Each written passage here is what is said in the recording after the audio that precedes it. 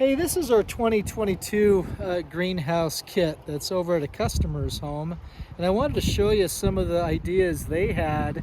They put up this kit.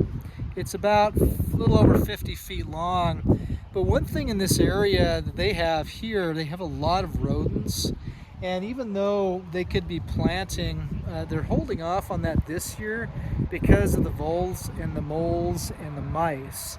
And one thing they're working on is they're trenching around the perimeter of their greenhouse, and they're going to put a screen around the perimeter so mice can't dig in and burrow inside of the greenhouse.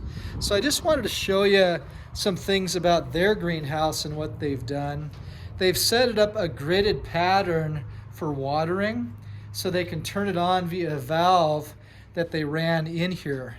So they actually have a water supply in this greenhouse. It makes it very easy. It's hooked onto a hydrant.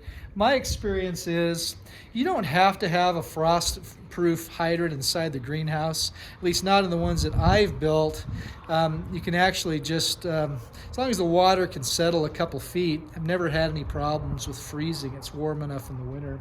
So what they have garlic, they have some peppermint down there, but they're holding off on planting their vegetables until they've trenched around their perimeter. And the reason I bring that up and I use this as an example is it might be something worth considering if you're constructing a greenhouse to prepare for and plan for rodents.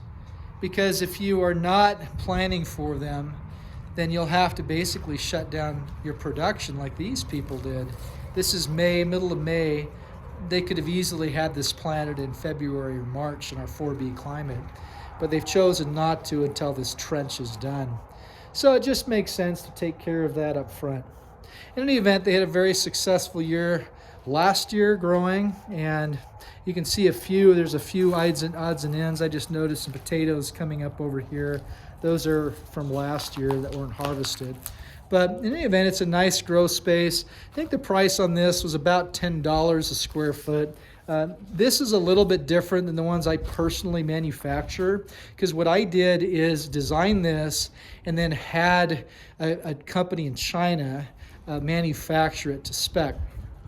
And it's more expensive because you're adding the whole process of setting up a line.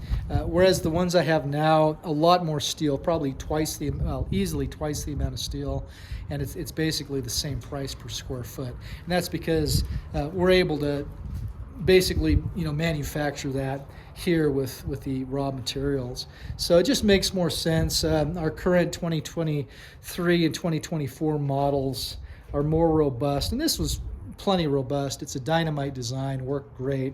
It has a 4-layer 8mm polycarbonate glazing with a 10-year warranty, and seems to have held up very well. Because we're less than a 2-to-1 aspect ratio on this, vents on the gable sides, the two gable sides, are all that's necessary to keep it very moderately cooled in the summer. Really don't have a problem with overheating as long as the vents are open at this location.